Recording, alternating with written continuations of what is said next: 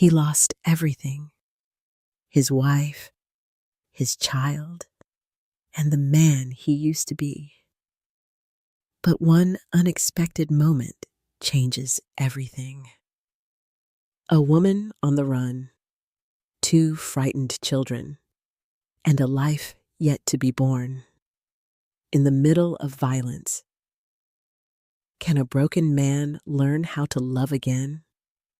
On this channel, we tell stories of the Wild West. Love, family, sacrifice, and humanity in its rawest form. Meaning of this story: healing begins when you choose to protect someone other than yourself. Like, comment, share, and subscribe if you believe in stories that touch the heart. Caleb Vance's hands hadn't stopped shaking since the day he buried his wife. But this morning, the scent of burnt powder woke the dead man inside him. His hands were finally still. He sat cross-legged in the dry, unforgiving dirt of the ridge, the Wyoming wind pulling at the collar of his coat. Two wooden crosses cast long, thin shadows across the earth in front of him, one for Martha, one for little Will. The wood was already bleaching under the brutal sun, worn smooth by the blowing sand.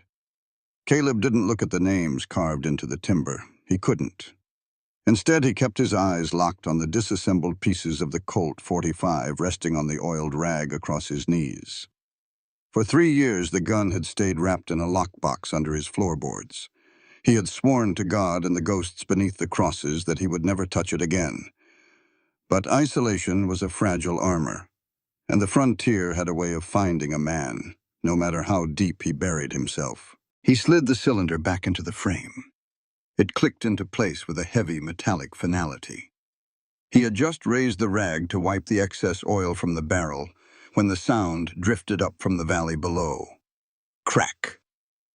It was faint, swallowed by the wind, but Caleb's muscles went rigid. He knew the difference between the sharp, clean report of a hunter's rifle bringing down a buck and the chaotic, rapid crack, crack, crack of men shooting at things that shot back. He stood, the Colt slipping seamlessly into the worn leather holster at his thigh. The tremor that had plagued his fingers for 36 months, the phantom chill of holding his dying wife, was gone. In its place was a terrible, freezing calm.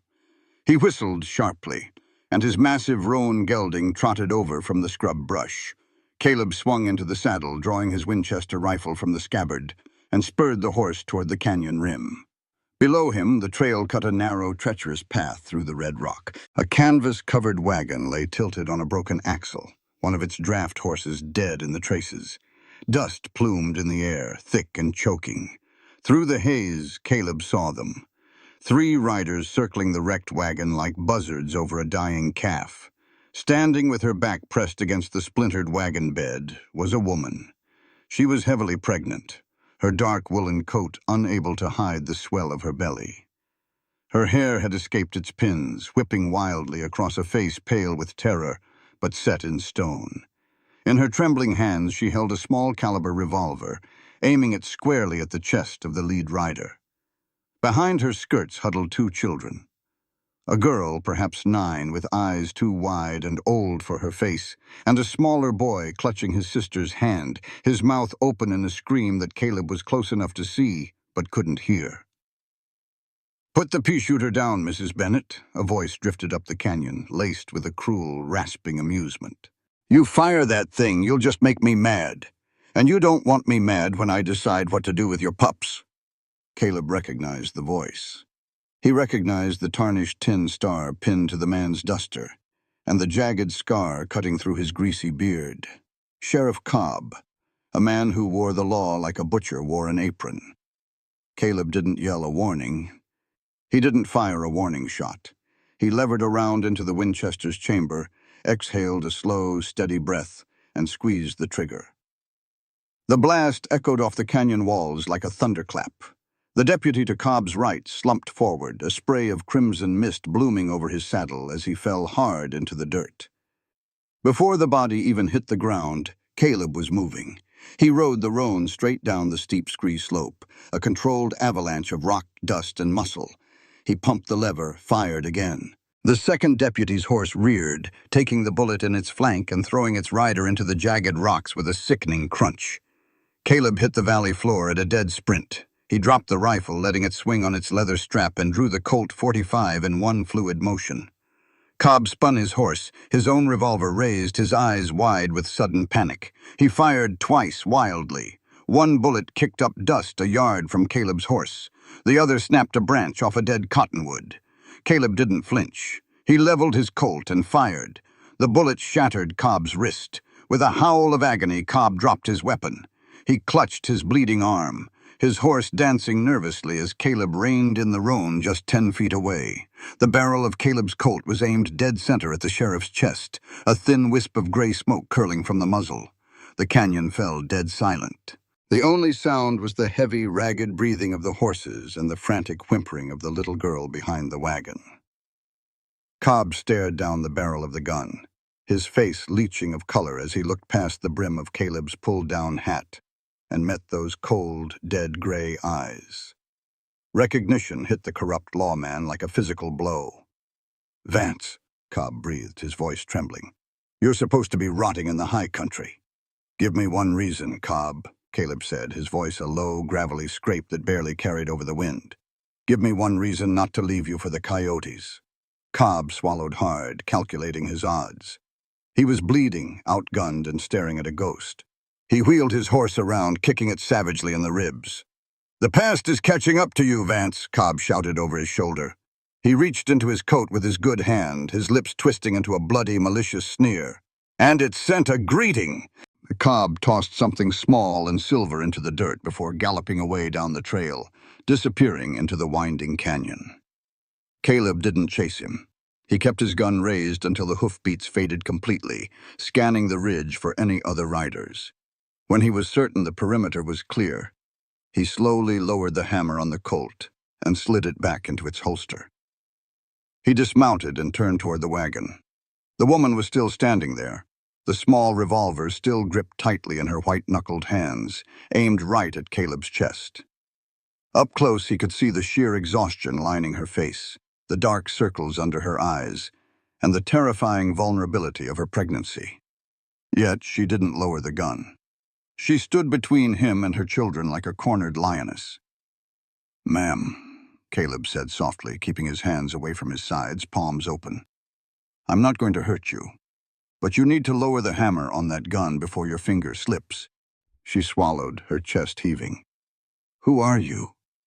"My name is Caleb Vance." The woman froze.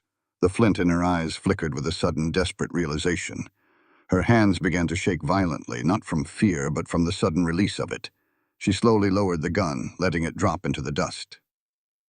"Caleb Vance," she repeated, her voice a raspy whisper. She turned slightly. "Lily, keep hold of Toby. Don't let go." The little girl nodded fiercely, wrapping her arms around the smaller boy, who was burying his face in his sister's dress, completely silent. The woman reached into the pocket of her heavy wool coat. Her hand emerged, clutching a small object wrapped in a blood-stained handkerchief. She stepped forward, ignoring the bodies in the dirt, and held it out to him. "My name is Clara," she said. "Clara Bennett. My husband was Arthur Bennett." The name hit Caleb like a physical blow to the ribs. The air in his lungs vanished. 5 years ago. A muddy street in Cheyenne. A bullet meant for a sheriff's heart, taken by a mild-mannered school teacher who had thrown himself into the crossfire. Arthur Bennett had bled out in Caleb's arms, but not before Caleb had shoved his own pocket watch into the man's hands, swearing a blood oath that the debt would be repaid. Caleb took the handkerchief from Clara's trembling fingers. He unwrapped the cloth. Resting in his scarred palm was his old silver pocket watch, the casing dented, the engraved initials CV dark with dried blood. Arthur's blood. "Arthur told me," Clara continued, her voice breaking as tears finally spilled over her dirt-smudged cheeks. "He told me that if the devil ever came for our family, I was to find the man who owned this watch. He said you were the only man who could keep us alive." Caleb stared at the watch. The heavy weight of an old debt settled onto his shoulders, pulling him back into a world he had tried so desperately to leave. He looked at the heavily pregnant widow and the two fatherless children clinging to her skirts. He had failed to save his own family. Maybe this was God's cruel, twisted way of giving him a second chance. "Arthur was a good man," Caleb said quietly, his voice tight. He slipped the watch into his vest pocket. "Where is he?" "Dead," Clara whispered, touching her swollen belly. "Murdered, 3 weeks ago, by Silas Sterling's men. Cobb was just the hunting dog they sent to finish the rest of us." Caleb nodded slowly.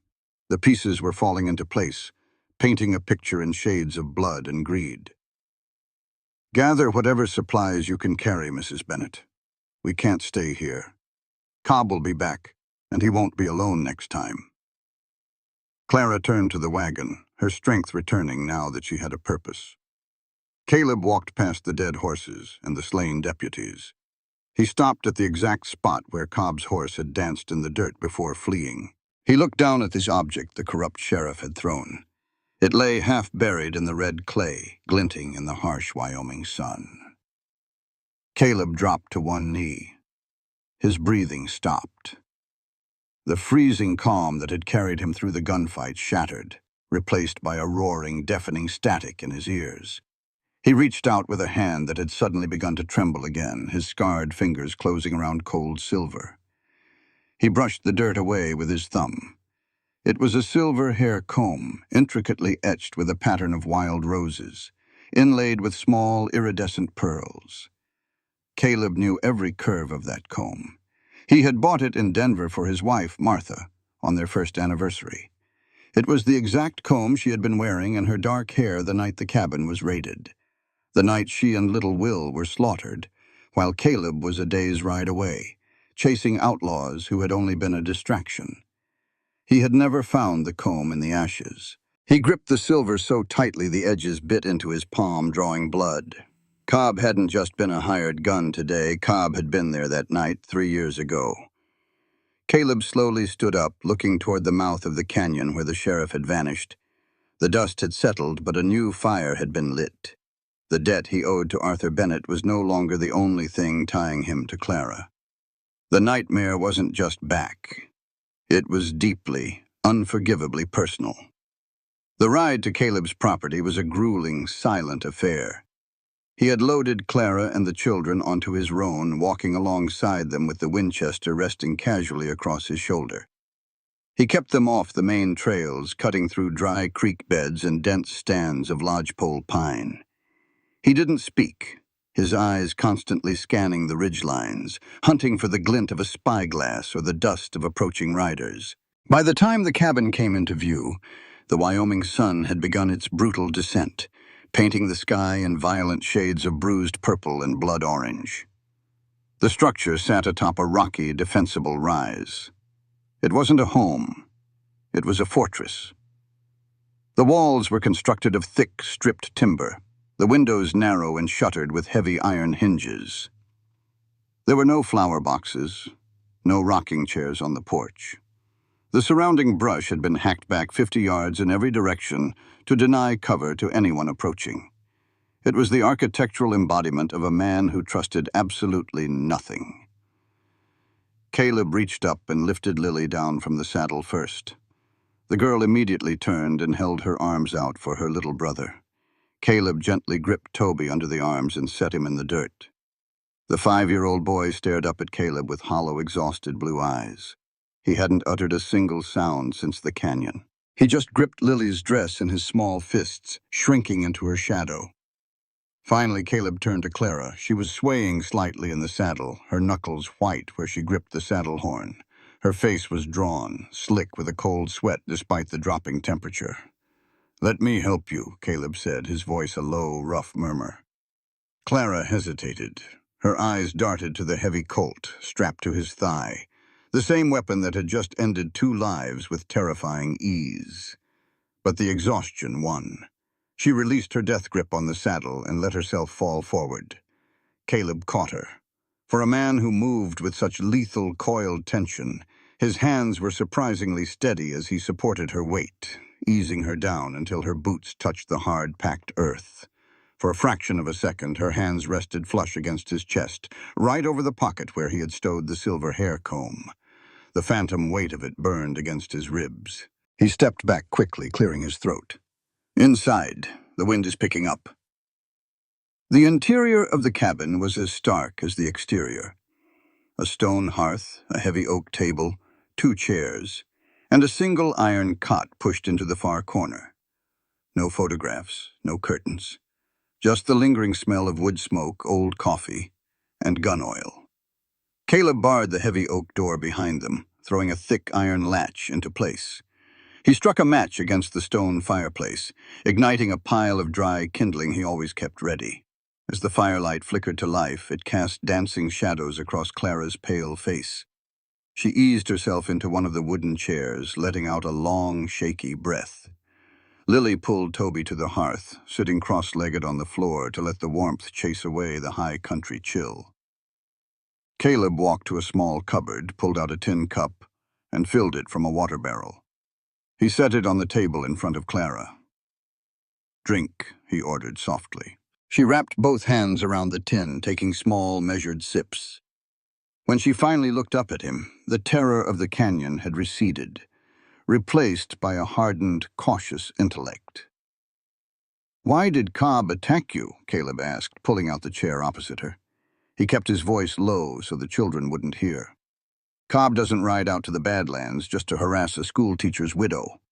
He's Silas Sterling's personal attack dog. What do you have that Sterling wants?" Clara's jaw tightened. She studied his face, reading the scars, the harsh lines of isolation, and the dead, flat gray of his eyes. She was weighing his worth, deciding if the man who owed her husband a blood debt was actually a man she could trust. Slowly, she reached into the bodice of her woolen dress.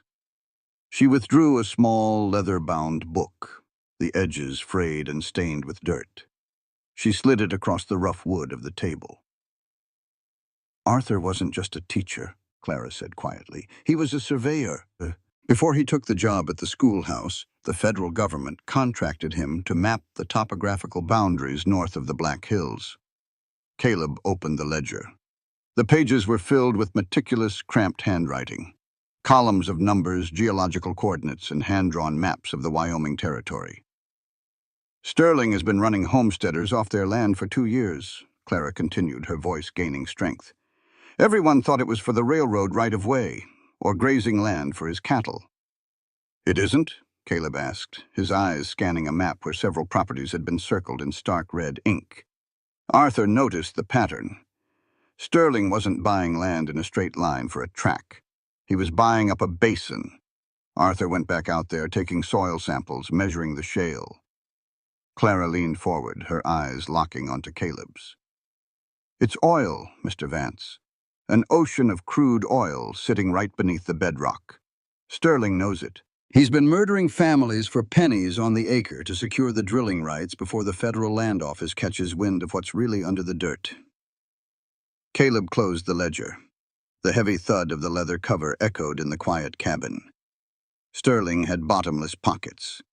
He owned the local judges, the sheriff, and half the politicians in Cheyenne. If this ledger got to the capital, Sterling would hang. But out here, in the middle of nowhere, the ledger was a death sentence. "Arthur confronted him," Clara whispered, her voice finally breaking. "Like a fool. Like a brave, honorable fool. He told Sterling he was taking his findings to the marshals. 2 nights later, Cobb and his men kicked in our front door."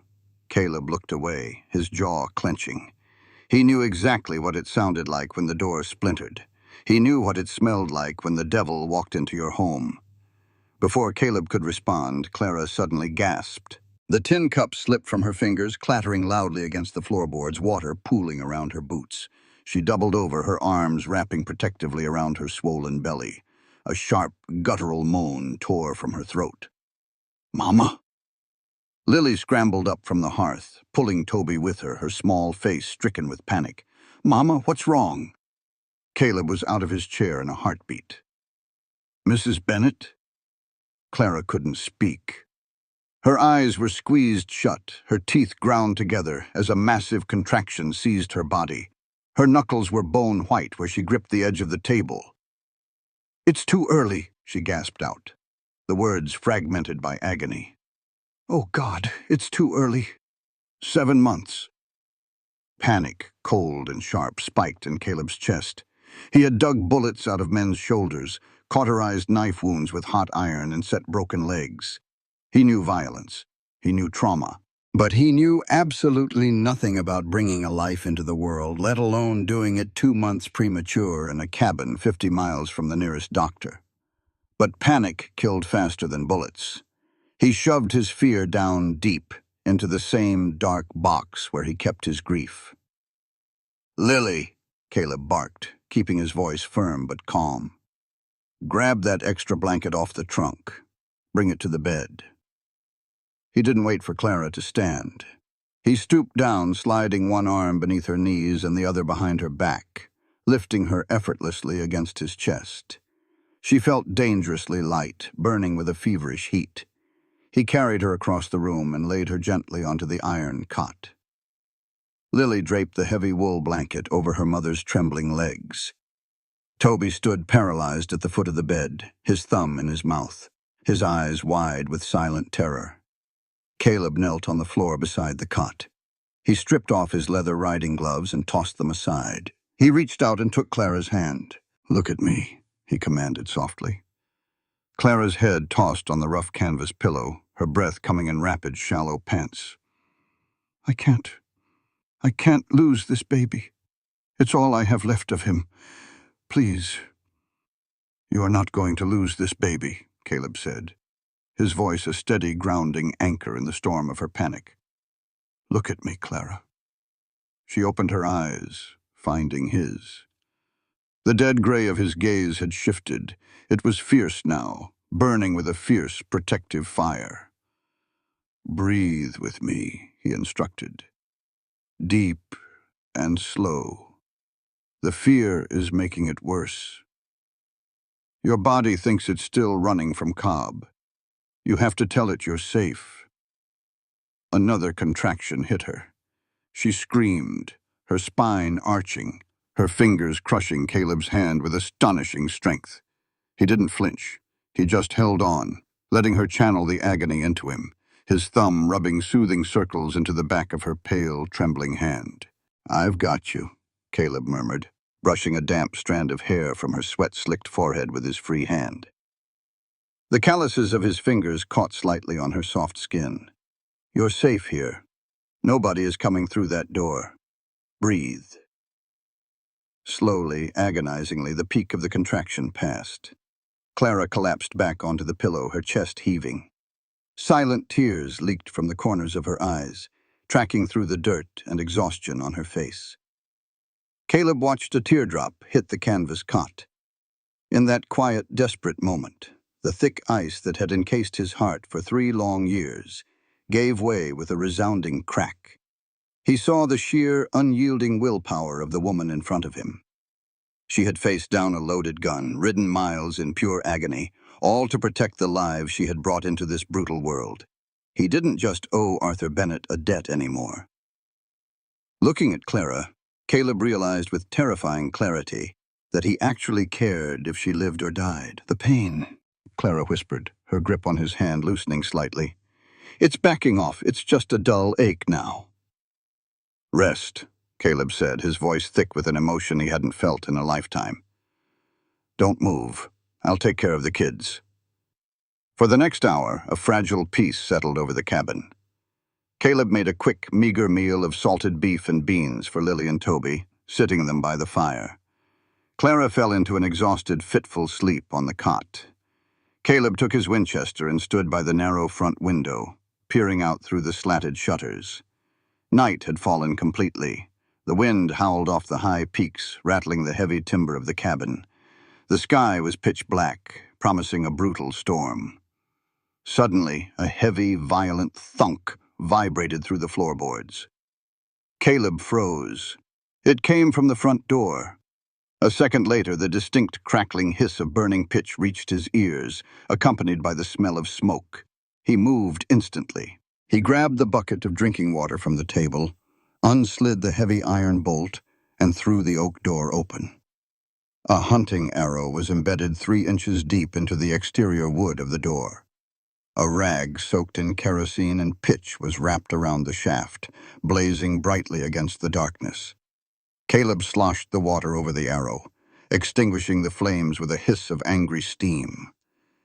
He kept his body behind the door frame, his Winchester raised, scanning the black tree line. Nothing moved. No gunshots followed. It wasn't an assault. It was a message.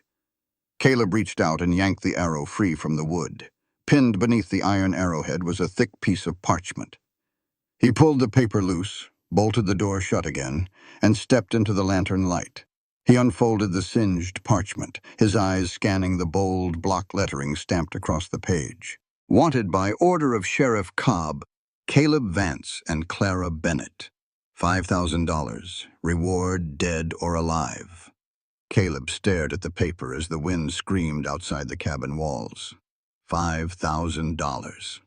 Out here, men would butcher their own brothers for a fraction of that. Sterling wasn't just sending his deputies anymore. He had just invited every cutthroat, bounty hunter, and desperate killer in the Wyoming territory to hunt them down. And Caleb was trapped in a box with 2 children and a woman who could go into premature labor at any second. The ticking clock hadn't just started. It was deafening. The temperature inside the cabin plummeted as the wind began to scream through the high passes. It wasn't a mere breeze. It was the howling vanguard of a Wyoming blizzard, the kind that froze men in their saddles and buried livestock alive. Caleb stood by the narrow window, the Winchester tight in his grip. The iron stove radiated a desperate heat against his back, but he couldn't feel it. His thumb rubbed the silver teeth of Martha's hair comb deep inside his vest pocket. The metal was warm now, drawing heat from his own body, a constant burning reminder of the stakes. From the cot in the corner, Clara let out a low, stifled groan. Caleb turned. She was curled on her side, clutching her swollen belly, her face buried in the canvas pillow to muffle the sound from her sleeping children. Her body was trembling violently.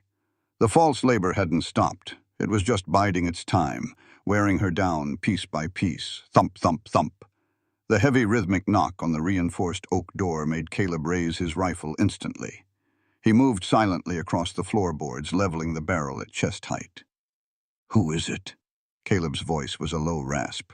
"Open the damn door, Vance, before my boots freeze to your porch." Caleb exhaled, a profound wave of relief washing over him. He unslid the heavy iron bolt and yanked the door open. A wall of blinding, swirling white snow blew into the cabin, carrying 2 figures with it. The first was a mountain of a man bundled in a thick buffalo hide coat, a Henry repeating rifle slung over his broad shoulder. Gideon Shaw, former sergeant of the 10th Cavalry Buffalo Soldiers, and the only man on God's green earth Caleb trusted to watch his back. Behind Gideon, shivering violently and clutching a worn leather medical bag, was Dr. Hazel Brooks. Her sharp, pragmatic features were pinched with the biting cold, her dark hair tucked beneath a heavy woolen scarf. Caleb forced the door shut against the howling wind and threw the bolt home. "I didn't send for you," Caleb said, looking at Gideon. "You didn't have to," Gideon replied, his deep baritone cutting through the howling wind outside as he shook the snow from his broad shoulders. "Sterling plastered your face and the widow's name all over Black Creek 2 hours ago. $5,000. Every drunk with a 6-shooter is saddling up. I grabbed the dock and rode out before they could block the pass." Hazel didn't wait for pleasantries. She bypassed Caleb entirely, her sharp eyes zeroing in on the iron cot. "Boil water, Caleb," she ordered, shrugging off her snow-caked coat and rolling up the sleeves of her sensible cotton dress.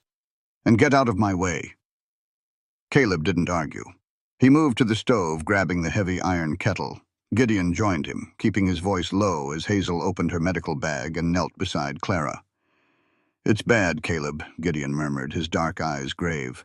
"Sterling isn't just sending bounty hunters. He's deputized half his ranch hands. They're forming a cordon around the basin. "They're after a ledger," Caleb said, pulling Arthur Bennett's leather-bound book from his coat and handing it to Gideon. "Sterling isn't laying track. He's stealing land with crude oil under it.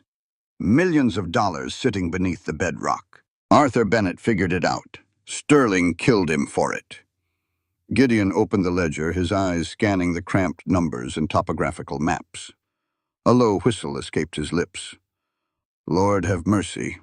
This is a death warrant."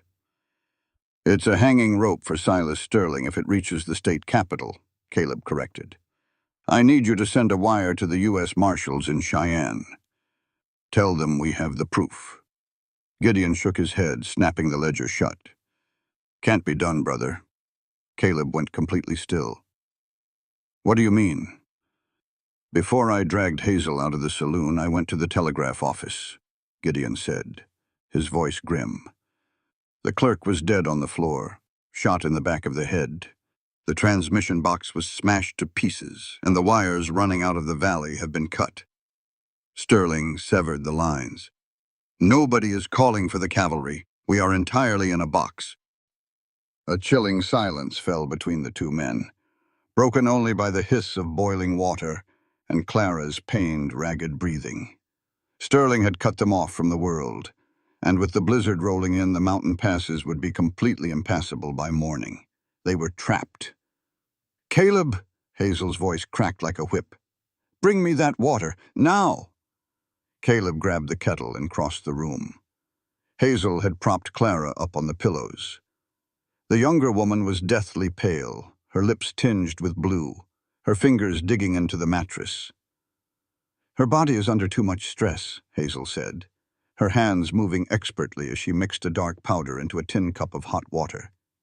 "She's not fully dilating yet, but the uterus is cramping violently. If we don't stop these contractions, she'll go into active labor. A premature birth in this cold, with no sterile equipment. They'll both bleed out." Caleb felt a cold knot tighten in his gut.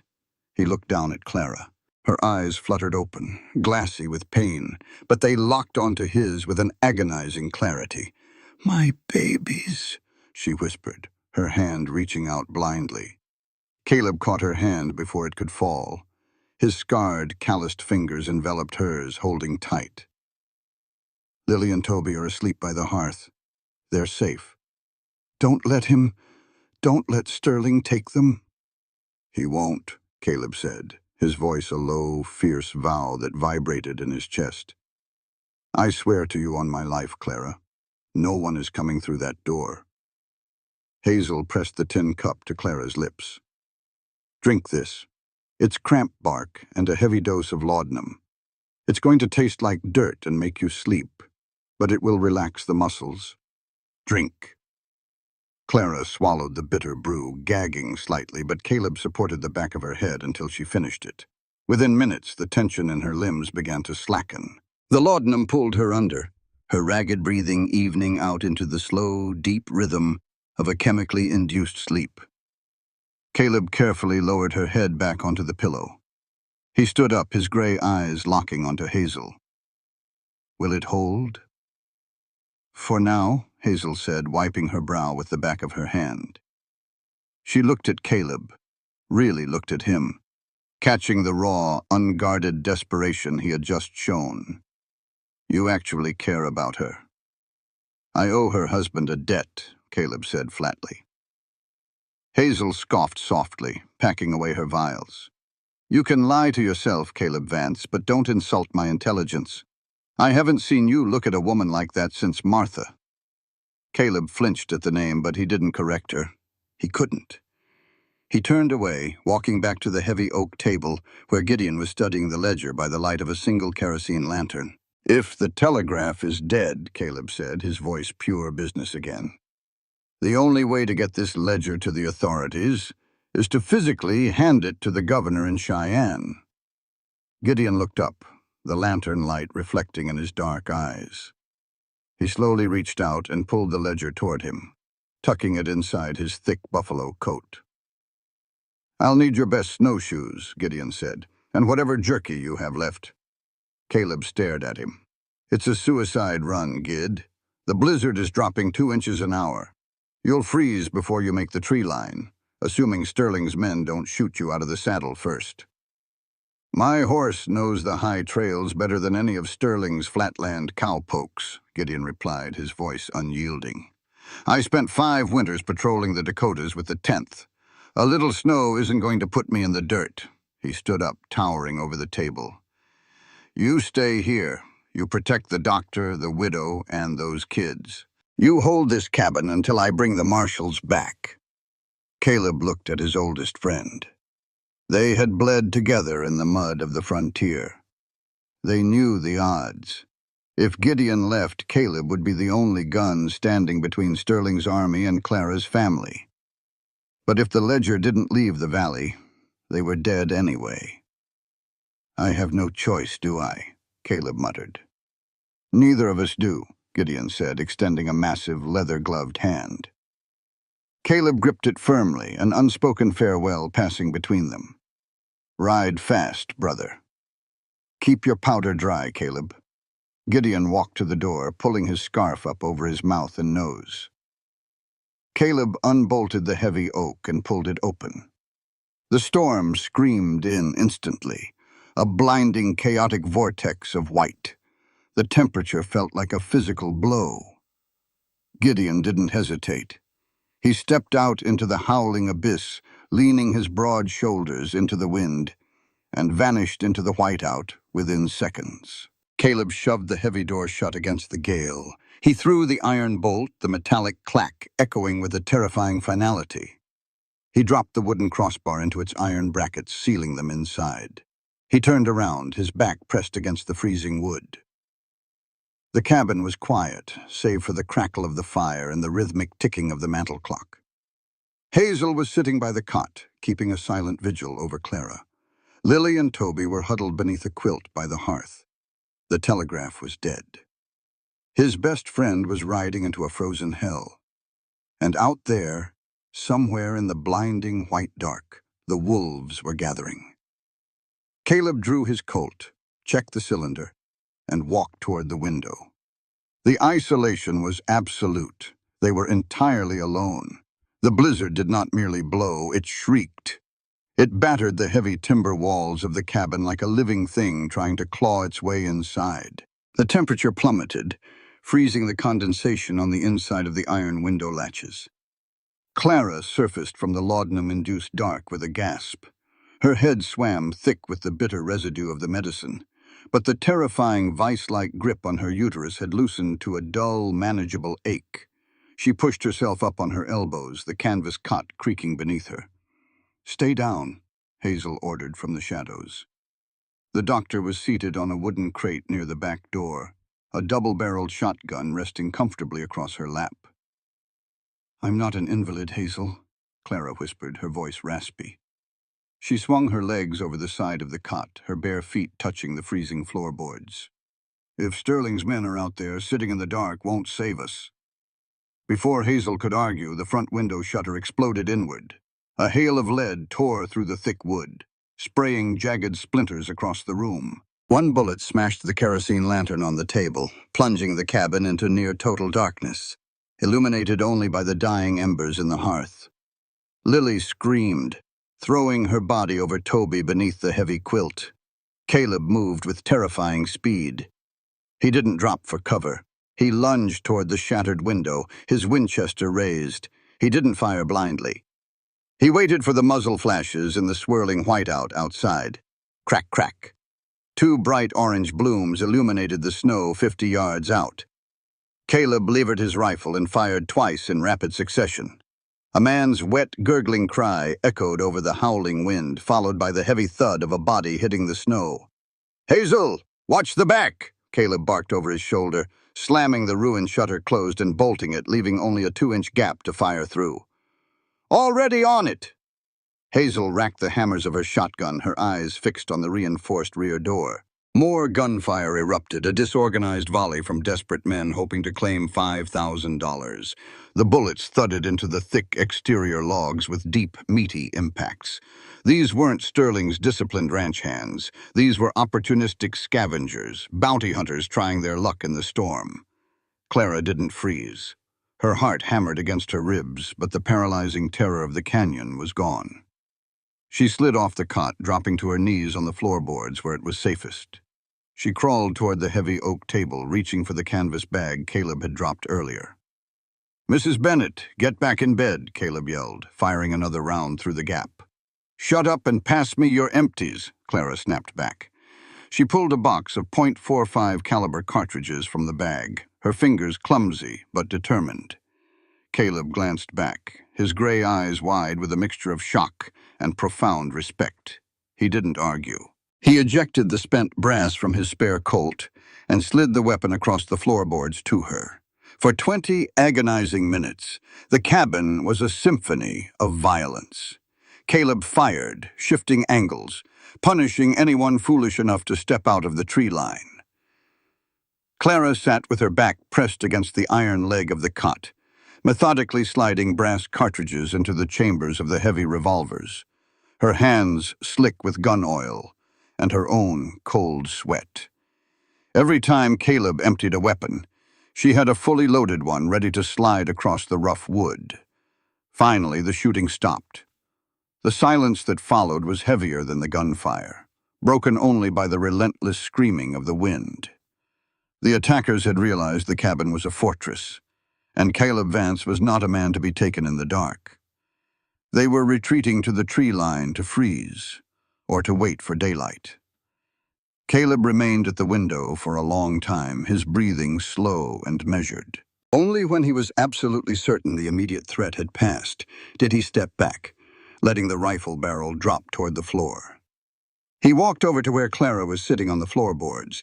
He sank down heavily beside her, his long legs stretched out, his back resting against the foot of the cot. The adrenaline was bleeding out of him, leaving behind a bone-deep exhaustion. Hazel checked the children. Finding them unharmed, she gave Clara a knowing look, picked up her medical bag, and moved to the far corner of the room to keep watch by the back door, giving them a wide berth of privacy. Clara looked at the man beside her. His face was smudged with soot and gunpowder. He smelled of cordite, cold wind, and old leather. She picked up the last reloaded Colt and handed it to him. As he took it, his fingers brushed hers. The physical contact sent a jolt through them both, a sudden acute awareness of how close to the edge they were standing. Caleb didn't pull his hand away immediately. He looked down at their hands, hers pale and trembling slightly, his dark with dirt, and crisscrossed with jagged white scars. "You did good," Caleb said quietly, his voice a gravelly rumble. "Most men would have frozen under that kind of fire, let alone a woman in your condition."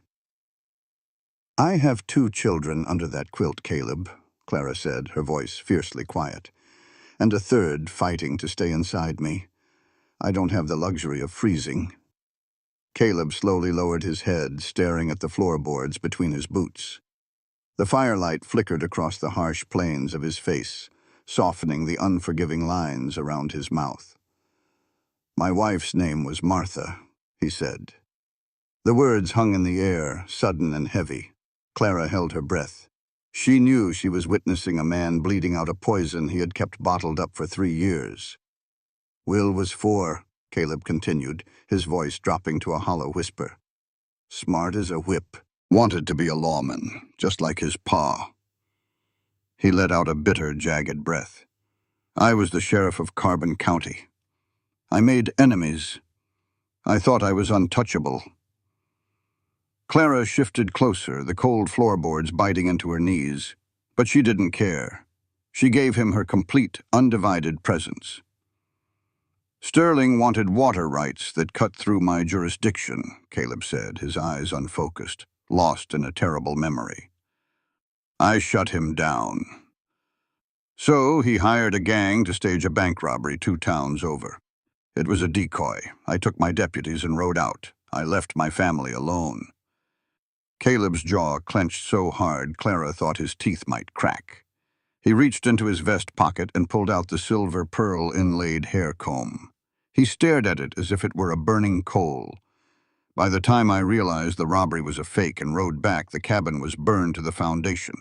Cobb was the one who led the raid. He made sure I found the bodies. Caleb looked up at Clara, his gray eyes bright with an unshed, agonizing grief. I've spent every day since wishing I was in the ground with them. I isolated myself because everything I touch turns to blood. Clara looked at the broken man beside her. She didn't offer him pity.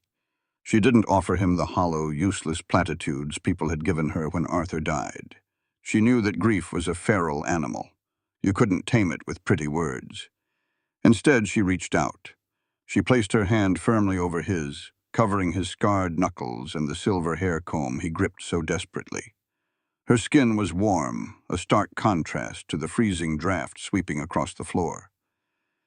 "You weren't there for them," Clara said, her voice steady, refusing to let him look away. "And Arthur isn't here for me. We can't change the past, Caleb.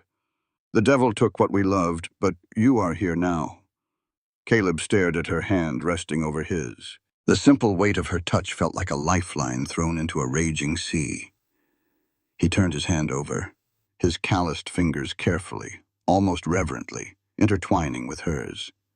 A profound, silent understanding passed between them in the shadowed cabin. They were two shattered pieces of glass, but somehow their jagged edges fit together perfectly. The howling wind outside seemed to fade into background noise. For a heartbeat, there was only the warmth of her hand and the steady, grounding rhythm of her breathing. Then the quiet was broken, not by gunfire. A small shadow detached itself from the hearth. Toby crept across the floorboards, his stocking feet making no sound. He stopped a few feet from Caleb and Clara. The boy's face was chalk white, his eyes wide with a terror that transcended the shootout. Toby reached out and tugged hard on Caleb's leather sleeve. Caleb instantly snapped back to the present, his hand releasing Clara's as his tactical instincts took over. "What is it, Toby? What's wrong?" The 5-year-old boy didn't speak. He couldn't, but his tiny, trembling hand pointed straight down at the floorboards near the front wall, right beneath the shattered window. Caleb frowned, leaning forward. Then he smelled it. Clara caught it a second later. It wasn't the smell of burnt gunpowder or wood smoke from the hearth. It was sharp, chemical, and suffocatingly sweet. It was the smell of raw kerosene. Caleb pressed his hand flat against the floorboards. The wood was damp. The liquid was seeping up through the seams of the timber from the crawl space beneath the cabin. The bounty hunters hadn't retreated to the tree line to freeze. They had used the blizzard and the cover of the shootout to crawl directly under the floor. "Hazel," Caleb said, his voice deadly quiet as he shot to his feet, hauling Clara up with him. "Get the kids. Move to the center of the room." Beneath their boots, the unmistakable scratch of a sulfur match striking stone echoed through the floorboards. The whoosh of ignition was a hollow, hungry sound, like a massive lung drawing a sudden breath. Yellow and orange flames immediately gnawed at the gaps between the floorboards, illuminating the cabin from below with a hellish, dancing light. The kerosene had soaked the dry foundational timbers, and within seconds the front wall of the cabin caught. Thick, acrid black smoke began to pour through the floor, biting the back of Caleb's throat and stinging his eyes. "Get back!" Caleb roared over the sudden, violent roar of the fire. Hazel didn't hesitate. She grabbed Lily and Toby by the scruffs of their coats and hauled them toward the iron cot in the farthest corner of the room, throwing a heavy wool blanket over their heads to filter the smoke. Clara stumbled backward, coughing violently, one hand instinctively wrapping around her swollen abdomen. The sudden surge of adrenaline threatened to trigger the contractions again, but she forced herself to stay upright, leaning heavily against the stone hearth. "They're trying to flush us out," Clara yelled over the crackling timber. "If we run out that door, we step into a firing squad," Caleb yelled back, his mind racing through a grim calculus of survival. He moved to the front door, feeling the heat radiating through the thick oak. The fire wasn't just under the floorboards. It was spreading rapidly across the front porch and licking at the attached lean-to shed that connected the cabin to the winter woodpile.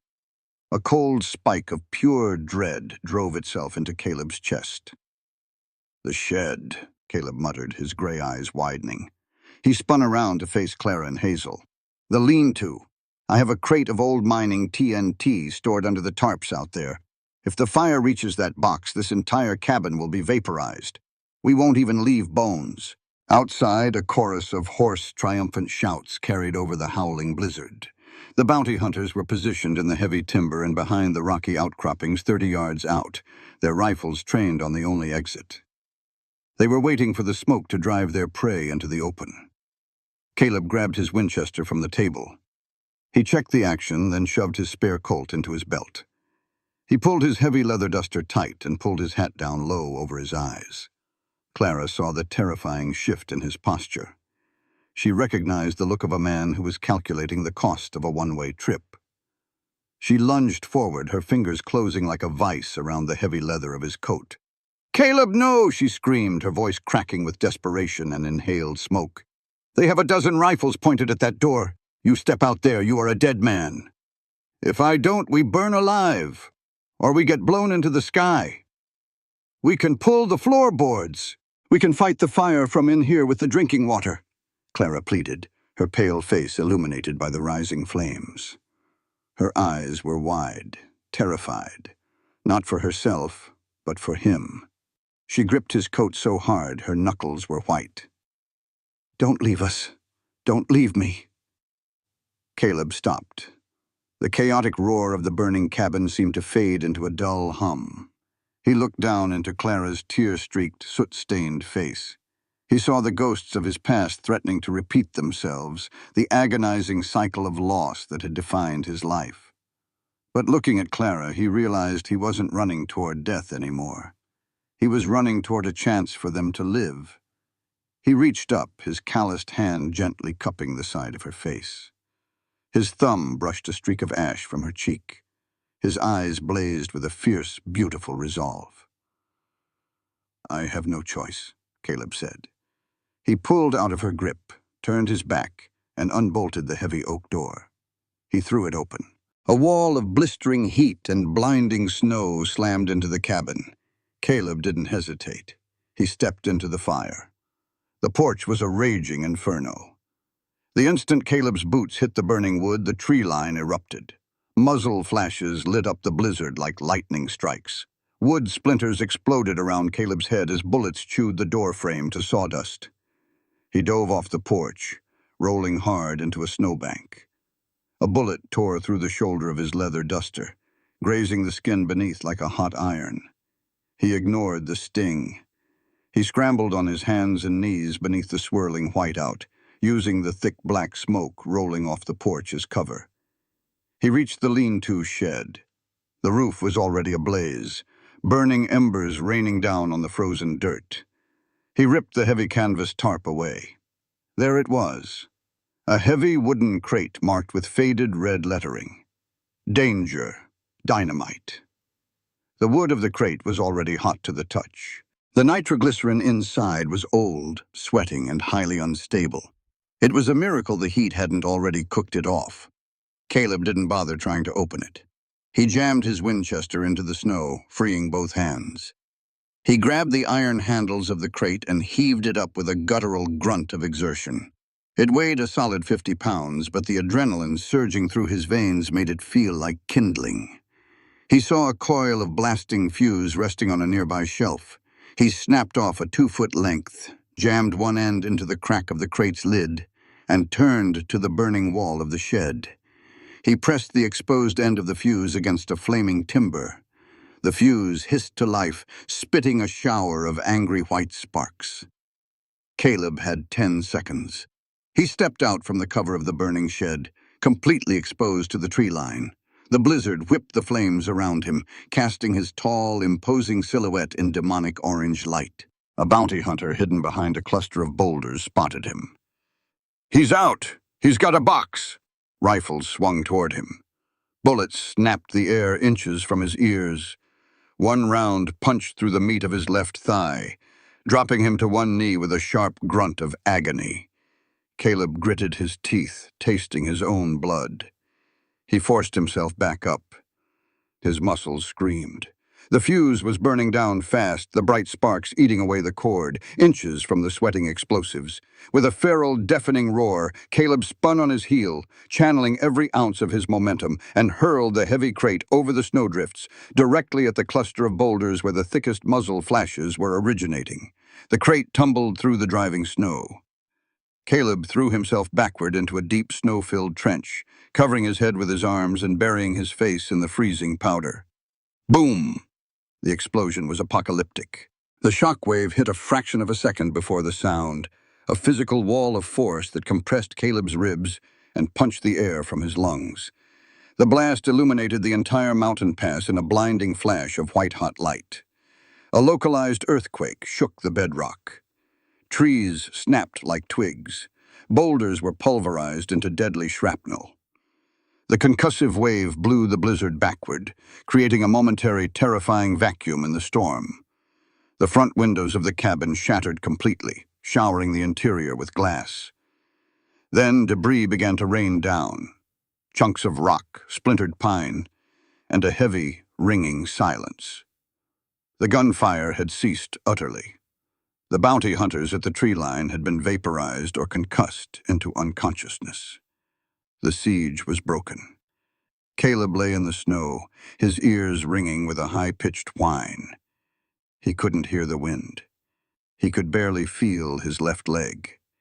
He pushed himself up out of the trench, his muscles trembling violently. The front of the cabin was still burning, but the explosion had blown out the worst of the flames on the lean-to. He scooped up a handful of snow, packing it roughly against the bleeding bullet wound in his thigh, and limped heavily back toward the ruined front door. Inside, the cabin was a disaster of broken glass and lingering smoke. Caleb stumbled over the threshold, leaning heavily against the door frame, his breathing ragged. His leather duster was scorched and smoking. His face was blackened with soot, his knuckles bleeding. Through the haze, Clara appeared. She didn't ask if he was all right. She didn't check the perimeter. She abandoned all caution, all restraint, and ran to him.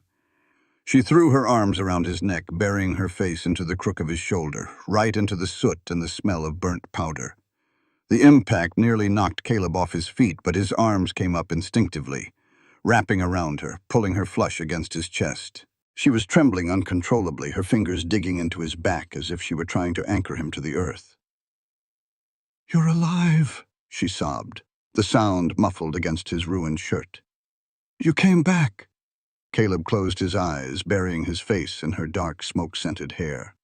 The agonizing pain in his leg, the freezing cold, the ringing in his ears, it all faded into nothing. There was only the solid, undeniable warmth of her body pressed against his, and the frantic, beautiful beating of her heart against his chest. "I'm here," Caleb whispered roughly, holding her tighter, his chin resting against her temple. The physical boundary between them was entirely, irrevocably gone. "I've got you. I'm not going anywhere." The bullet had passed clean through the outer meat of Caleb's left thigh, missing the femoral artery by a fraction of an inch, but the bleeding was fierce. Inside the freezing cabin, the aftermath of the blast was a grim, silent triage. Blankets had been hastily nailed over the blown-out windows to keep the howling blizzard at bay, but the temperature inside was dropping dangerously fast. Caleb sat on the edge of the heavy oak table, his jaw locked tight enough to crack his teeth. Hazel stood beside him, her hands slick with his blood as she tied off a tight, brutal tourniquet made from a torn bedsheet before packing the entry and exit wounds with carbolic-soaked gauze. Clara stood a few feet away, holding a kerosene lantern high to give Hazel light. Her hands were trembling so badly the shadows danced erratically across the log walls. She watched Caleb's face. He didn't make a sound. The only sign of his agony was the corded muscle in his neck and the sheen of cold sweat on his forehead. "It's through the muscle," Hazel muttered around a spare strip of gauze clenched in her teeth. "You're going to have a hell of a limp, Caleb, but you'll keep the leg. Assuming we don't freeze to death by morning." "We won't," Caleb rasped, his chest heaving. He looked past Hazel to Clara. The blast cleared the tree line. Sterling's dogs are either dead, deaf, or running. Clara lowered the lantern. She looked at the blood pooling on the floorboards beneath Caleb's boot. She looked at her two children, huddled beneath a mountain of quilts near the dying embers of the hearth, their small faces pale and exhausted. A crushing, suffocating weight settled over her chest. I brought this here, she thought, the realization ringing in her ears louder than the dynamite blast. Arthur died because of that ledger. Now Caleb is bleeding because of it. Hazel is trapped. My children are going to freeze or catch a stray bullet. She was a curse, a walking plague of violence brought down upon a man who had already lost everything. Get some rest, Hazel ordered Caleb, stepping back and wiping her hands on a rag. Keep the weight off that leg. Caleb didn't argue. He slid off the table, leaning heavily on his Winchester as a makeshift crutch, and limped toward the far corner of the room. He sank down onto the floor, his back against the wall, his hat tipped low over his eyes. Within minutes, the sheer exhaustion and blood loss pulled him into a dark, fitful unconsciousness. Hazel checked on the children one last time, then slumped into a chair by the hearth, wrapping a heavy coat around herself. Soon, her breathing evened out. Clara remained standing. The cabin grew deadly quiet, save for the wind whistling through the cracks in the walls. She walked over to the table and picked up the leather ledger, or rather a decoy Caleb had made by binding a stack of old catalogs in spare leather just in case they were breached. She tucked the fake ledger inside her heavy woolen coat. She looked at Lily's sleeping face. She touched Toby's soft hair. A silent, agonizing sob tore at her throat, but she swallowed it down. If she stayed, Sterling would never stop. He would send 50 men next time. He would burn the cabin to the bedrock. He would slaughter Caleb and Hazel just for standing in the way. But if she walked out there, if she surrendered herself and what they believed was the ledger to whoever was waiting at the edge of the property, she could buy Caleb and her children their lives. It wasn't a choice. It was a sacrifice. Clara pulled her scarf up over her nose and mouth. She moved with agonizing slowness, ignoring the dull, throbbing ache in her lower abdomen. She unlatched the rear door, slipping out into the freezing black void, and pulled the door shut behind her with a soft click. The cold was absolute. It hit her lungs like swallowed glass. The blizzard had begun to taper off, the heavy snowfall thinning into a biting, icy mist. But the drifts were knee-deep. Every step she took away from the cabin was a monumental, agonizing effort of sheer will.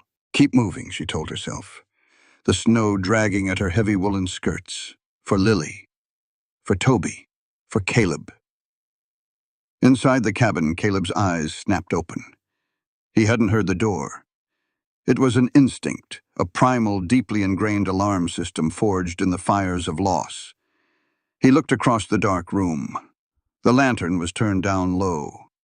Hazel was asleep. The children were asleep.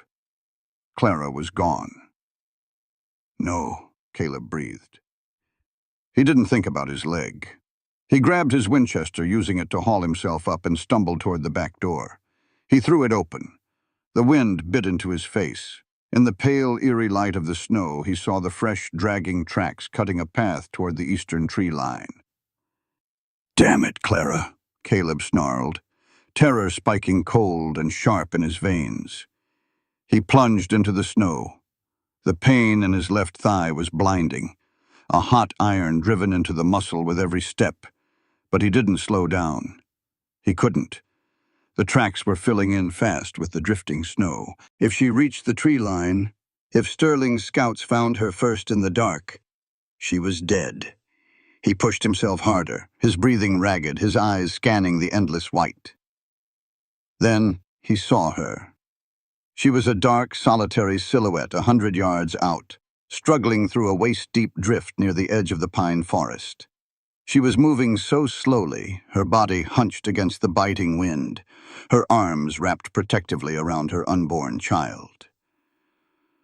"Clara!" Caleb roared, his voice tearing from his throat, loud enough to echo off the canyon walls. Clara froze. She turned, looking back over her shoulder. Even through the dark and the blowing snow, he could see the horror on her face when she realized he had followed her. She tried to move faster, scrambling desperately toward the shadows of the pines. Caleb dropped the Winchester. It sank into the snow. He didn't need it. He lunged forward, ignoring the agony in his leg, closing the distance between them with terrifying speed. He caught her by the arm just as she reached the edge of the trees. "Let me go!"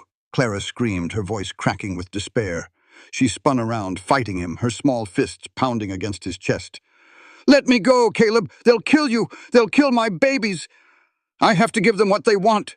Stop!" Caleb grabbed her wrists, overpowering her frantic resistance. He didn't use force to hurt her. He used it to anchor her, to keep her from flying apart in the storm. "I'm a curse," she sobbed, the fight draining out of her all at once. Her legs gave way, and Caleb caught her, taking her full weight against him. She buried her face in his coat, crying with a raw, broken devastation that shattered the last of Caleb's frozen defenses. "Arthur is dead because of me. You're bleeding because of me. If I stay, you all die." "Look at me," Caleb commanded, his voice shaking. He released her wrists, bringing his hands up to cup her face. His calloused thumbs wiped away the freezing tears on her cheeks. "Look at me, Clara." She lifted her tear-streaked face. Caleb looked into her eyes, and the world narrowed down to just the two of them. The blizzard, the bounty hunters, the blood. It all vanished.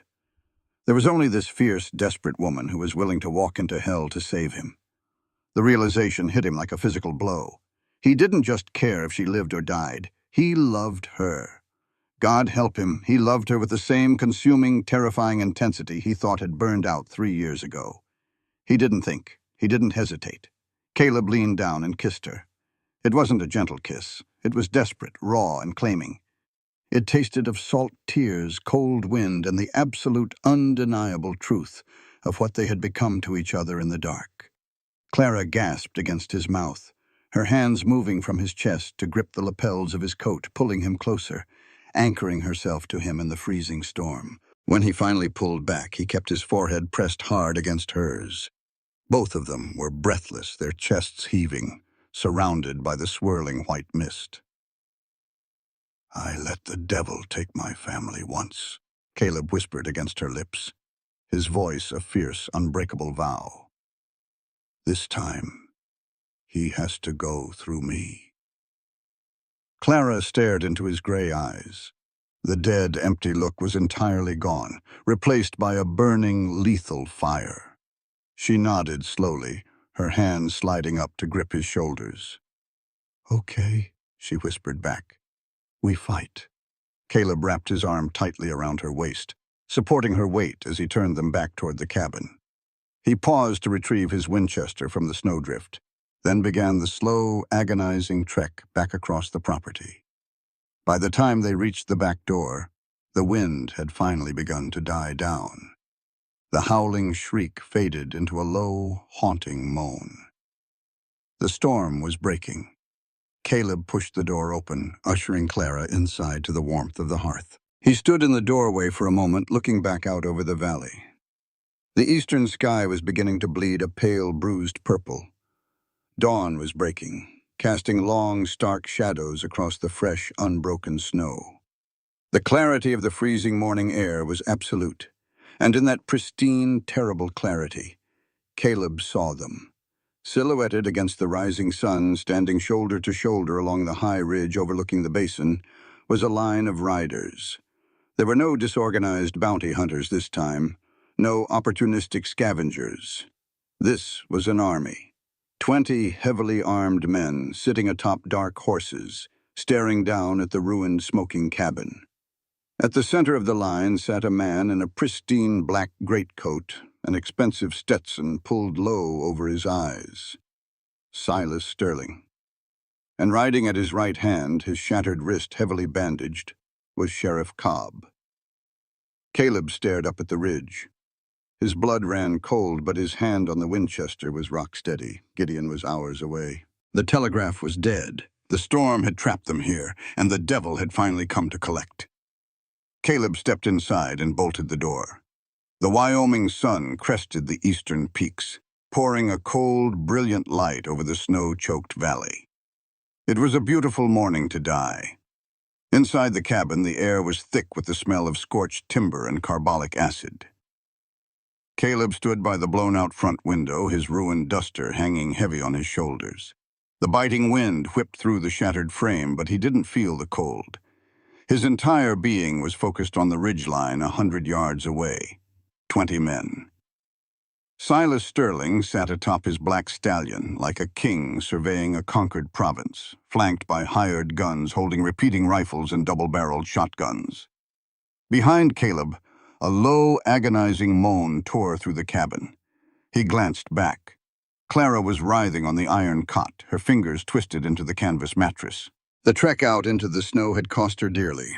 The laudanum had worn off, and her body was paying the price in brutal, rhythmic waves of pain. Hazel was beside her sleeves rolled up to her elbows, her face a mask of grim determination. Lily and Toby were huddled beneath the heavy table, their hands clamped over their ears. "How long?" Caleb asked, his voice a low, gravelly rasp. "She's fighting it," Hazel muttered, wiping a sheen of sweat from Clara's pale forehead. "But her body is overriding her will. The contractions are 3 minutes apart." Caleb turned back to the window. He needed time. He needed Gideon to ride faster than the wind. But as he watched the ridge, a single rider detached from Sterling's line and began a slow, deliberate descent toward the cabin. The man held a Winchester rifle high in the air, a piece of torn white linen tied to the barrel, snapping violently in the morning breeze. It was Sheriff Cobb. His right arm was bound tightly to his chest in a makeshift sling from Caleb's bullet the day before, but he sat his saddle with a cocky, arrogant swagger. "Hold your fire," Caleb said over his shoulder.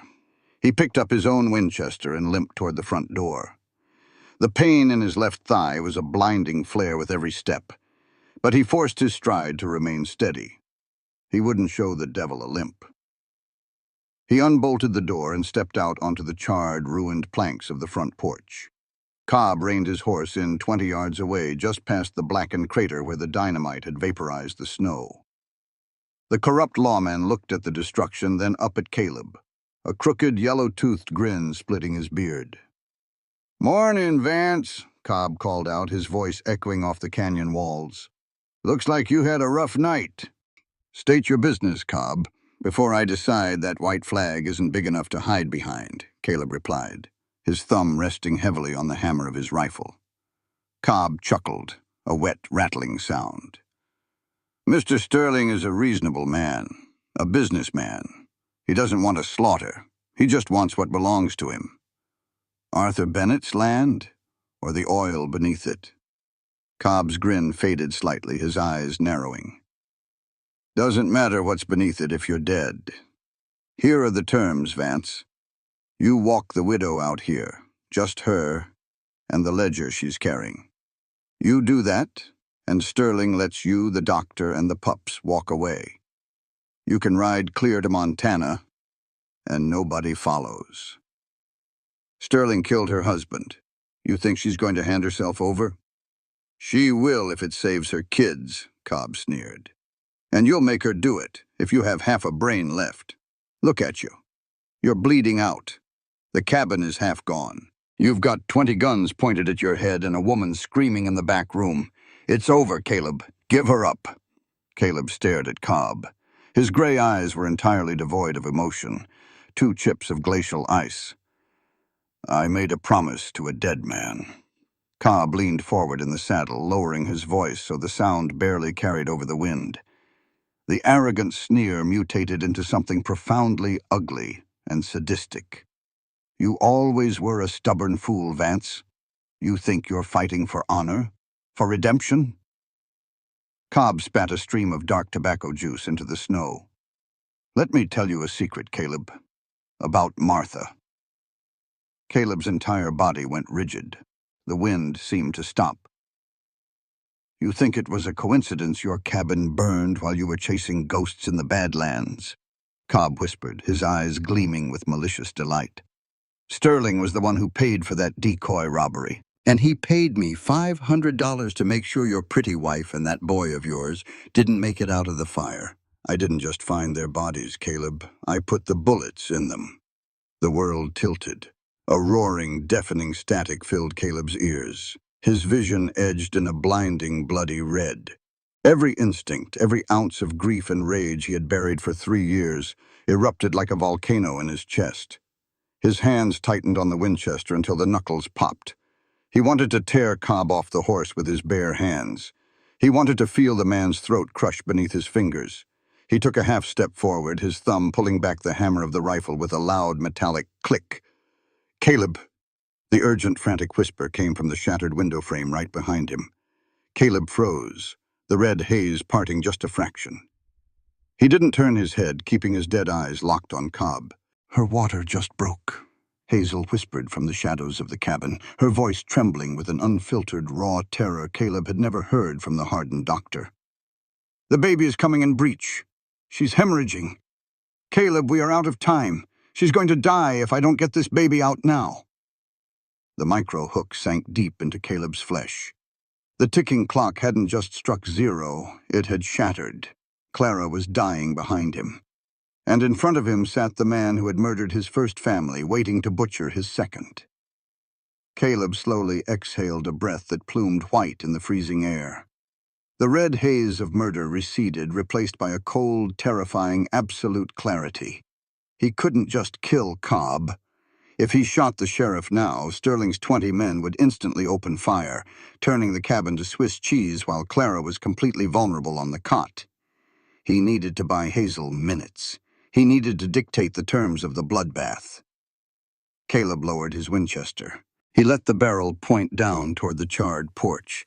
He slumped his shoulders, letting the exhaustion and the pain of his wounded leg show. He looked down at the snow, the very picture of a broken, defeated man who had finally realized the odds were insurmountable. Cobb's grin returned, wider and uglier than before. "That's a good boy, Vance. I knew you'd see reason. Go fetch the widow." "She can't walk," Caleb rasped, his voice sounding hollow and defeated. "She's bleeding. You want her, you'll have to let me carry her out." Cobb laughed. "Fine, carry her, bring the book." "Give me 2 minutes," Caleb said, looking up, his eyes hooded beneath the brim of his hat. "To get the ledger, to say goodbye." "You got 60 seconds, Vance, then we start shooting." Caleb nodded slowly. He took a step backward toward the heavy oak door. His right hand released the barrel of the Winchester, letting the rifle hang by his side. Cobb relaxed in the saddle, turning his head to spit another wad of tobacco, already looking forward to Sterling's praise. He had broken the legendary Caleb Vance. He never saw the draw. Caleb's right hand blurred. He didn't use the rifle. His hand swept down to his thigh, his fingers wrapping around the bone-handled grip of his Colt .45. The heavy revolver cleared the leather holster, leveled, and fired in a single imperceptible fraction of a second. Bang! The heavy .45 caliber slug caught Cobb dead center in the chest, right through the tin star pinned to his duster. The impact lifted the corrupt lawman entirely out of the saddle. He hung suspended in the air for a terrible second before crashing backward into the deep snow, his dead eyes staring blindly up at the pale Wyoming sky. The white flag fluttered to the ground, stained instantly with crimson. On the ridge, 20 men froze in stunned disbelief. Silas Sterling's mouth dropped open in shock. Caleb Vance didn't retreat into the cabin. He stood on the ruined, blackened porch, a lone, bloodied sentinel against the blinding snow. He cocked the hammer of the smoking Colt, aiming it directly up at the cattle baron. "Come and get it!" Caleb roared. The truce shattered. The ridge erupted in a synchronized, deafening thunder of gunfire. The final battle had begun. The air outside the cabin turned to lead and fire. Caleb threw himself backward through the doorway a fraction of a second before the front of the cabin disintegrated. A synchronized volley from 20 rifles tore through the heavy oak door, turning the thick timber into a cloud of lethal flying splinters. He hit the floorboards hard, his wounded leg screaming in protest, and kicked the heavy iron bolt into place with the heel of his good boot. It wouldn't hold a battering ram, but it would buy them minutes. "The table!" Hazel shrieked over the deafening roar of gunfire. "Caleb, the table!" He scrambled to his feet, ignoring the blood seeping through the fresh bandages on his thigh. Hazel was already dragging Clara off the iron cot. The bed was too exposed, sitting high enough to catch a stray bullet through the thin log walls. Caleb threw his shoulder against the massive, solid oak dining table. With a guttural roar, he heaved it upward, overturning it with a heavy crash. The thick hardwood top formed an impenetrable barricade in the deepest, darkest corner of the room. Hazel guided Clara behind it, laying her flat on a pile of quilts. Lily and Toby scrambled in right behind their mother, curling into tight, terrified balls against the wall. "Bite down on this," Hazel commanded, shoving a thick strip of harness leather between Clara's teeth. "When the contraction hits, you push. You don't hold back, Clara. You push with everything you have." Clara nodded frantically, her eyes wide with a primal, consuming panic. She bit down hard on the leather as another wave of agony seized her, her fingers digging into the floorboard so hard her nails cracked. Caleb didn't have time to hold her hand. He didn't have time to comfort her. He was the only shield she had left. He scooped up his Winchester and the two reloaded Colts Clara had prepared earlier, dragging them toward the shattered front window. He dropped to one knee behind the thickest part of the log wall. Outside, Sterling's men were advancing down the slope, using the rocks and the snowdrifts for cover, laying down a suppressing fire that chewed the cabin to pieces. Caleb leveled the Winchester. He didn't fire blindly. He let his breathing slow, isolating the targets through the smoke and the falling snow. Crack. A man in a buffalo coat fell backward into a drift. Crack. Another clutched his throat, dropping his shotgun. But there were too many of them. A bullet punched through the chinking between the logs, inches from Caleb's face, spraying his cheek with hot stone dust. Another caught him a glancing blow across his left bicep, tearing through the leather duster and carving a bloody trench in his arm. He didn't flinch. He levered the rifle and fired again. Behind him, Clara let out a muffled, agonizing scream around the leather strap. The sound tore right through Caleb's chest, sharper than any bullet. "It's breach!" Hazel yelled over the gunfire, her hands slick with blood. "The baby is turned around. Clara, you have to push harder." "I can't," Clara sobbed, the leather strap falling from her mouth. "It's tearing me apart." "Look at me," Hazel slapped the floorboards. "Arthur died for this child. Caleb is bleeding out to protect this child. You do not get to quit." Clara let out a raw, guttural roar that vibrated the floorboards, bearing down with an impossible, superhuman strength. Caleb's vision blurred with sweat and blood. He fired the Winchester until the hammer fell on an empty chamber with a hollow click. He threw the rifle aside and drew both Colts. Sterling's men were in the yard now. They were rushing the porch. Caleb stood up into the gap of the window, exposing his chest to the crossfire. He fired both heavy revolvers in a rhythmic, devastating cadence. Three men charging the porch were thrown backward, their chests blown open by the heavy .45 caliber slugs. A bullet clipped Caleb's ribs. Another grazed his thigh, inches from his previous wound. He staggered, his boots slipping in his own blood, but he locked his knees and kept firing. He wasn't just a man anymore. He was a force of nature, a wall of flesh and lead fueled by the desperate, agonized screams of the woman he loved. Every time Clara cried out, Caleb fired, pouring his soul into the triggers, trading his blood for her time. But a man can only bleed so much, and a gun only holds so many bullets. The hammer on his right Colt clicked empty. A second later, the left followed. Caleb dropped to his knees behind the wall, his hands scrambling blindly over the floorboards, searching for the canvas bag of spare ammunition. His fingers brushed only empty brass casings. "Clara," Caleb rasped, his lungs burning, his vision swimming with dark spots. "More ammo, I need more ammo." "There is none," Hazel shouted back, her voice frantic. "That's it, Caleb. That's all of it." Caleb went entirely still. Outside, the gunfire suddenly ceased. The silence that fell over the cabin was heavier, more terrifying than the explosions had been. Then came the sound of heavy boots crunching on the charred wood of the front porch. Crash! The splintered, ruined oak door was kicked inward, the heavy iron bolt tearing free from the weakened wood. The door hit the floorboards with a deafening slam. The freezing wind howled through the breach, clearing the gun smoke. Caleb tried to stand, reaching for the empty Winchester to use as a club, but his wounded leg finally gave out. He collapsed hard against the wall, his breathing ragged, blood soaking the entire left side of his body. Silas Sterling stepped over the threshold. The cattle baron was impeccably dressed despite the snow, his black greatcoat unbuttoned to reveal a tailored suit. In his gloved hands he held a customized silver-engraved Winchester repeating rifle. He looked around the ruined cabin with a look of mild, aristocratic distaste, his eyes briefly sweeping over Caleb's bleeding, broken form. "You put up a hell of a fight, Vance," Sterling said smoothly, his voice cultured and devoid of any empathy. "Cobb always said you were a stubborn dog, but a dog is still just a dog." Sterling didn't aim the rifle at Caleb. He didn't even look at him anymore. Slowly, deliberately, the Baron walked toward the overturned oak table in the corner. Behind the thick wood, Hazel froze, her hands hovering over Clara. Clara stopped breathing, her eyes wide with a pure, paralyzing horror. Little Lily, terrified by the sudden silence, peeked her head around the edge of the heavy oak table, her tear-streaked face looking up at the towering man in the black coat. Sterling smiled, a cold, reptilian curving of his lips.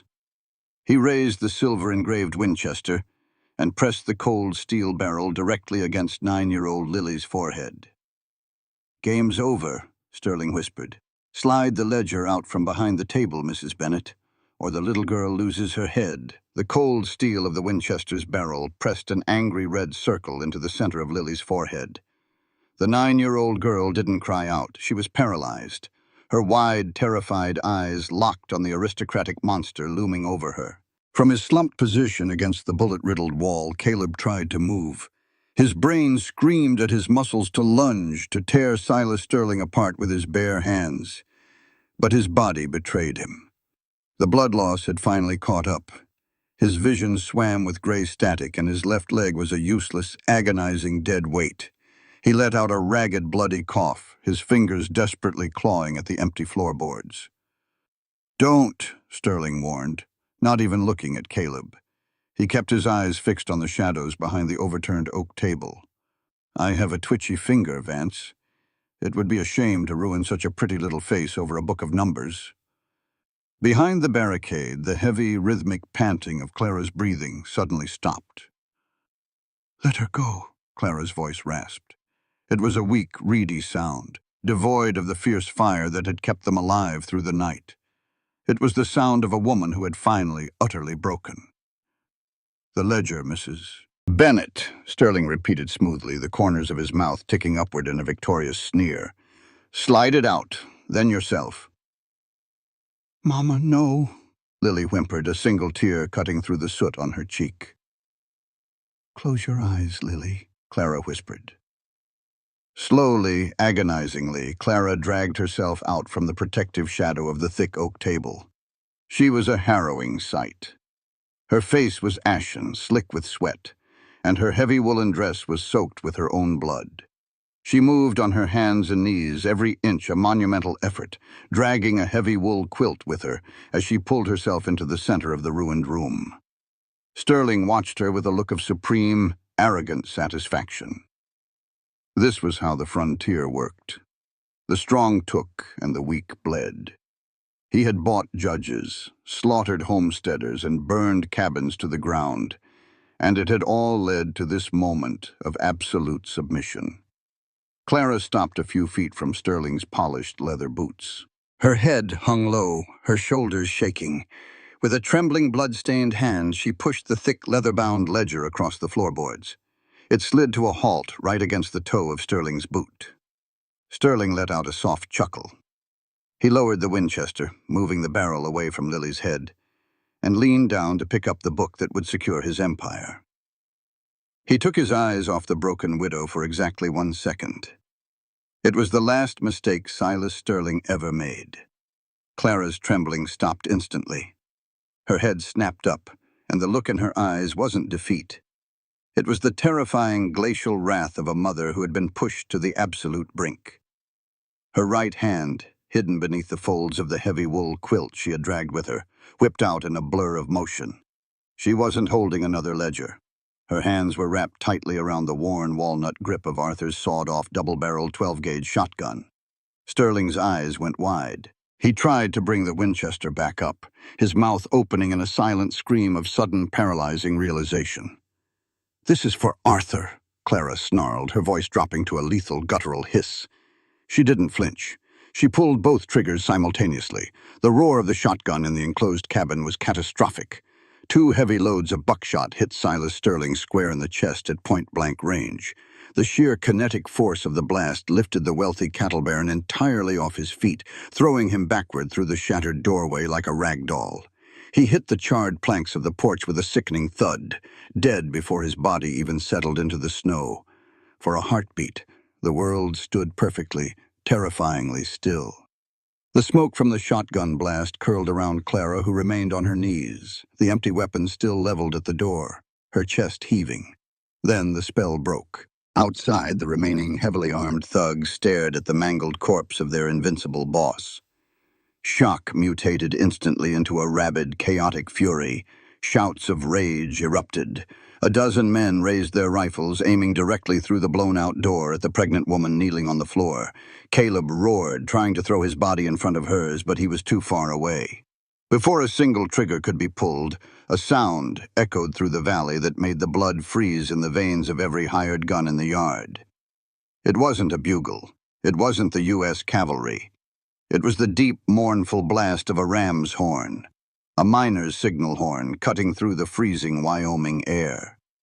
From the eastern ridge, bursting through the thinning white mist of the dying blizzard, came Gideon Shaw. He was riding his massive draft horse, a Henry repeating rifle firing from his hip. But Gideon wasn't alone. Pouring over the ridge behind him was a tidal wave of fury. 50 men and women, local coal miners with faces blackened by soot, homesteaders wielding pitchforks and hunting rifles, and townsfolk carrying pickaxes and shotguns. Gideon hadn't just taken the ledger to the authorities, he had read it to the town. He had shown them the proof of the blood Sterling had spilled to steal their futures. "Give 'em hell!" Gideon's baritone voice boomed like thunder over the valley. The mob descended on the cabin like an avalanche. Sterling's men, entirely demoralized by the sudden, brutal death of their leader, and completely outmatched by the sheer numbers of the enraged locals, broke ranks. It wasn't a battle. It was a rout. A few tried to return fire, only to be instantly overwhelmed by a hail of lead and iron. The rest threw down their weapons, raising their hands in desperate surrender, or scrambled for their horses, fleeing blindly into the snow.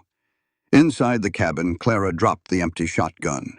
The adrenaline that had fueled her final desperate act evaporated entirely. Her eyes rolled back and she collapsed hard onto the blood-stained floorboards. The chaotic sounds of frontier justice being meted out in the yard faded into a dull, distant hum. Inside the ruined walls of the cabin, the true climax was just beginning. "Clara!" Hazel shrieked, scrambling out from behind the overturned table. She slid across the floorboards on her knees, grabbing Clara by the shoulders and rolling her onto her back. "Caleb, I need you. Now!"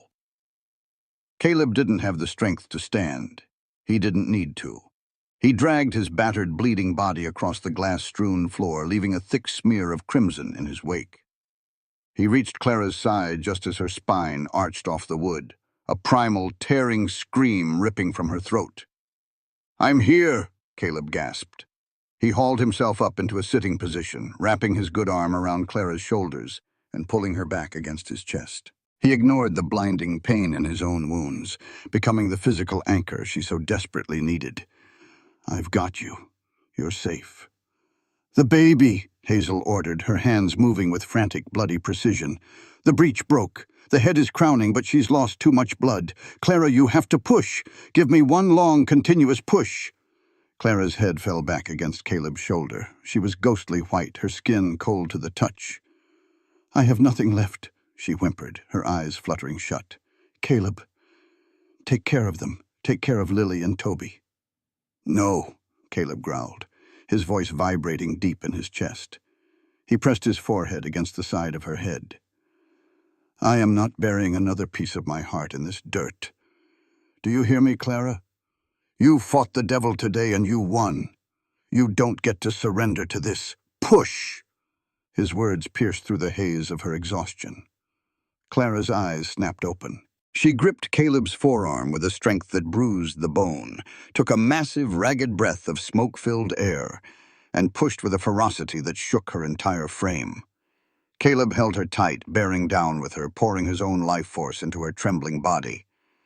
"That's it!" Hazel cried out, her voice cracking with fierce triumph. "Once more, Clara!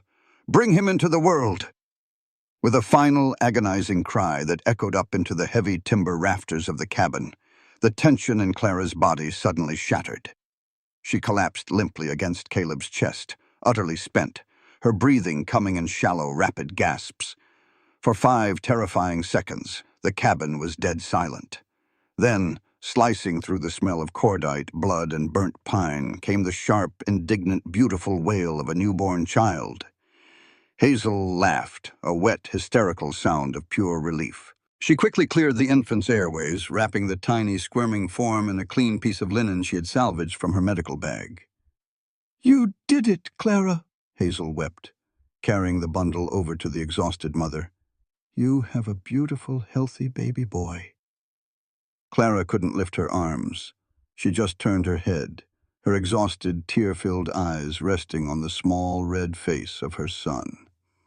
A weak, radiant smile touched her lips before her eyes drifted shut, falling into a deep, restorative unconsciousness. "She's stable," Hazel whispered, checking Clara's pulse. "She just needs rest. You both do."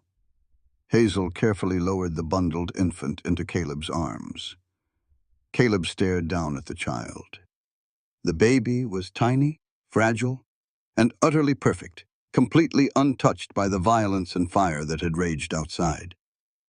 Caleb's scarred, trembling fingers gently brushed the infant's soft cheek. A single tear broke free from Caleb's eye, tracking a clean line through the soot and gunpowder on his face, falling onto the linen blanket. The ice that had encased his soul for 3 years didn't just melt, it evaporated. He was holding the future. A small, hesitant pressure touched Caleb's ruined sleeve. He looked down. Toby, the 5-year-old boy who hadn't made a sound since the canyon, was standing beside him.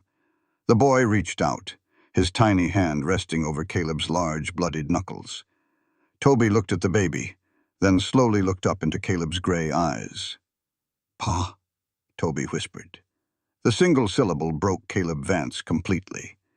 He pulled Toby into his side, holding the boy and the newborn close to his chest, burying his face in Toby's hair, as the first heavy, cleansing sobs of a healed man shook his broad shoulders. Lily crawled out from under the table and wrapped her arms around Caleb's neck from behind. They sat there on the floorboards of the ruined cabin, a patchwork family forged in the fires of hell, completely and irrevocably unbreakable. 1 year later, the morning sun crested the Wyoming peaks, casting a warm, golden glow over the newly rebuilt Vance Ranch. The scars of the battle were gone. The cabin had been expanded, complete with wide, inviting windows and a sweeping wraparound porch. The smell of fresh pine and blooming wildflowers had replaced the stench of cordite and ash. Caleb stood in the pasture, leaning casually against the sturdy wooden fencing of the corral. He wore a crisp canvas shirt and a worn leather vest. The heavy Colt .45 was notably absent from his hip. He had declined the governor's offer to reclaim his sheriff's badge. He had buried the tarnished tin star in the dirt alongside Sheriff Cobb. His war was over. Inside the corral, Gideon Shaw was laughing a deep, booming laugh as he helped 9-year-old Lily throw a lariat over a wooden calf dummy. Toby, now 6 and chattering endlessly, sat proudly atop a gentle, speckled pony, holding the reins like a seasoned cowhand. The creak of the porch screen door made Caleb turn. Clara stepped out into the morning light. She looked radiant, the hollow exhaustion of the past entirely erased by peace and prosperity. She carried 1-year-old Arthur in her arms, the toddler giggling and reaching for a passing butterfly. Caleb's chest tightened, a profound, overwhelming gratitude washing over him. He pushed off the fence, ignoring the slight permanent limp in his left leg, and walked up the steps to the porch.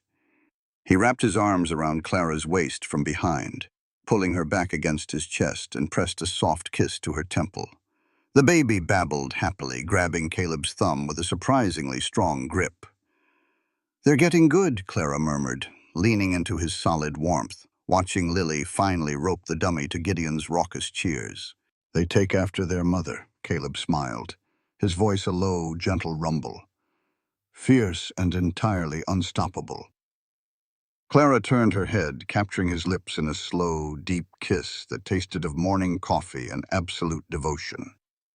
The fire had tried to consume them all a year ago, but Caleb Vance knew, looking at his wife's smile and the family playing in the yard, that some flames don't burn you to ashes. They forge you into steel. This content was carefully researched, developed, and manually edited by our team to deliver meaningful stories with valuable life lessons. Every narrative is crafted to entertain, inspire, and empower our audience. We believe that great stories can change lives, and we are committed to bringing you content that matters. Thank you for being part of our community.